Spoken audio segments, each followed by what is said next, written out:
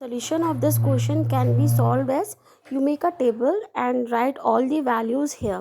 जैसे मैंने एक ये टेबल बनाई है, ट्रू फॉल्स लिख लिया, मल्टीपल चॉइस लिख लिया, टोटल लिख लिया, इधर इजी डिफ़िकल्ट और टोटल लिख लिया और ऐसे एक टेबल बना ली. ठीक है, ये बना ली. अब हमने कहा कि हम इजी को कैपिटल ई से इजी क्वेश्चन, कैपिटल एम से मल्टीपल क्वेश्चन, कैपिटल डी से डिफ़िकल्ट क्वेश्चन, कैपिटल टी से ट्रू फॉल्स क्वेश्चन ये डोनेट कर देते हैं. तो number of questions, total number of questions आ गए हमारे 1400. Total number of multiple choice question आ गए हमारे 900. ठीक है, and therefore probability of selecting an easy multiple choice question is probability E intersection M which is equals to 500 upon 400. देखो ये ना आपका इजी मल्टीपल क्वेश्चन 500 और टोटल है आपका 1400. तो 500 upon 1400. Probability of selecting a multiple choice question, multiple choice question का क्या हो जाएगा, टोटल कितना है आपका 900. ठीक है, तो ये हो जाएगा आपका 900 अपॉन 1400. तो 900 अपॉन 1400 हो गया. फिर आया आपका E slash M. E slash M आपका यही होगा, E intersection M upon probability of M. तो आपने वैल्यू रख दी दोनों की, सॉल्व कर ली and this will be your answer. ठीक है, नेक्स्ट देखिए, given that the two number appearing on throwing the two dice are different. तो मतलब पहला क्या है कि आपने कोई भी अगर डाई थ्रो किया है तो उनका कैसा होना चाहिए, डाई का जो आने चाहिए दोनों वो अलग आने चाहिए, सेम नंबर ना आए. Find the probability of the event the sum of numbers on the die is 4. तो वो जो आपको दे रखा है अपियरिंग डिफरेंट, वो क्या दे रखा है आपको, बी की सेट. तो बी आपने ड्रॉ कर लिया ऐसे, बी आपने ये सारे सेट ले लिए जिसमें कोई भी, देखो जैसे इसमें पहले वाले में देखिए 1 और 1 नहीं लिया, सेकंड में 2 और 2 कंसिडर नहीं किया, इसमें 3 और 3 कंसिडर नहीं किया, इसमें 4 और 4 नहीं किया, इसमें 5 और 5 नहीं किया, इसमें 6 और 6 नहीं किया. ठीक है, तो हमने वो किए हैं जो अलग अलग है. उसके बाद ए हमने ले लिया कि जिसका सम 4 आ रहा हो. तो देखिए 1 3 2 2 एंड 3 1. अब आपको क्या निकालना है, ए स्लैश बी निकालनी है. तो उसके लिए ए इंटरसेक्शन बी निकालना होगा. तो ए इंटरसेक्शन बी में खाली एक ही एलिमेंट आएगा, ये एलिमेंट आएगा, ये तो आएगा नहीं क्योंकि हम रिपीटेड वाला ले ही नहीं रहे हैं. तो 2 ही आए. तो प्रोबेबिलिटी ऑफ बी आपकी कितनी हो गई, 30 अपॉन 36. 36 क्यों हो गई, क्योंकि आपने डाई जो है, given that the two number appear on the dice, 2 dice है, 2 डाई को करेंगे तो 6 की पावर 2 हो गई यानी 36 हो गया. ठीक है, तो आपने जब किया इसको, ये प्रोबेबिलिटी ऑफ बी निकाली, वो 30/36 आ गई, ये 2/36 आ गया. आप टोटल कर लेना 30 आते हैं क्योंकि एक रो में आपके 5 है और 6 हैं, तो 30 हो गए आपके. ये 2/36 वैल्यू रख दी, आंसर सॉल्व कर लिया.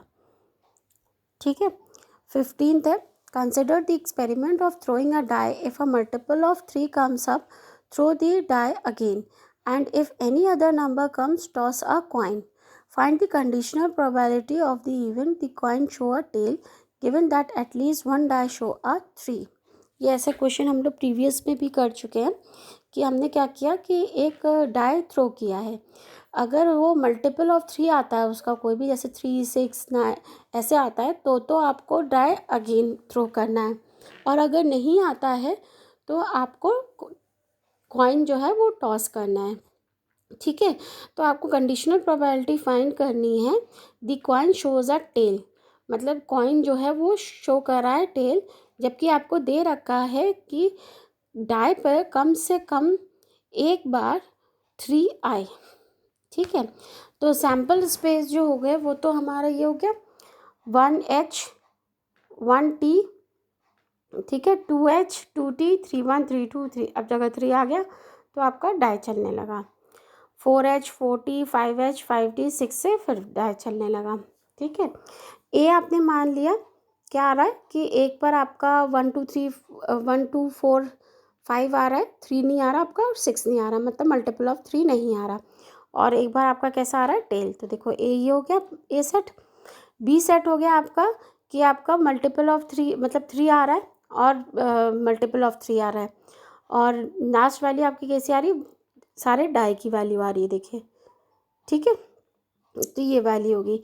ए इंटरसेक्शन बी निकाला तो कोई भी हमारा कॉमन नहीं आ रहा, तो probability of A intersection B हमारी 0 आ गई। प्रोबेबिलिटी ऑफ बी हमने निकाली, ये 7/36 आ गई। सबकी अलग अलग कर ली, देखो 1 2 3 4 5 6 7, 7/36। 36 क्यों आ गई? क्योंकि आपके टोटल इवेंट कितने यहाँ पर 36 होंगे। तो प्रोबेबिलिटी आपकी क्या आ जाएगी? A/B आप ये फॉर्मूले में रखोगे, क्योंकि इसकी वैल्यू 0 है, तो प्रोबेबिलिटी पूरी कितनी आ गई? इसकी वैल्यू 0। ठीक है।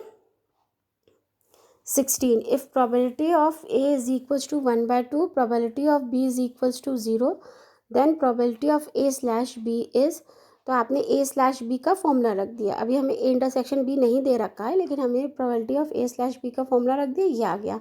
ये वैल्यू 0 गिवन है, तो हम यहाँ कोई भी वैल्यू रखें तो भी ये जो अपॉन 0 ये इनफाइनाइट हो जाता है, which is not defined. Hence probability of A/B is not defined. तो करेक्ट आंसर आपका क्या हो गया? सी, ये जो दे रखा था, नॉट डिफाइंड। ठीक है। नेक्स्ट क्वेश्चन देखिए, if A and B are even such that this is equals to this, तो आपको बताना है कि कौन सा फुलफिल हो रहा है। तो आपको ये दे रखा है, आपने दोनों का फॉर्मूला लिख लिया, ये और ये आपके कट ही जाएंगे, सेम है। तो probability of A is equals to probability of B आया, यानी ये जो डी ऑप्शन है ये आपका करेक्ट वन है। ठीक है। तो ये तो आपके सारे जो मैंने आप लोग को प्रॉब्लम सॉल्व करने को दी थी उसके सोल्यूशंस हैं, अच्छे से देख लीजिए, अच्छे से कर लीजिए। सोल्यूशन मैं साथ साथ इसलिए दे रही हूँ क्योंकि आप लोग कर नहीं पाते हो अकेले। अब इसका नेक्स्ट टॉपिक स्टार्ट करेंगे यूनिट का।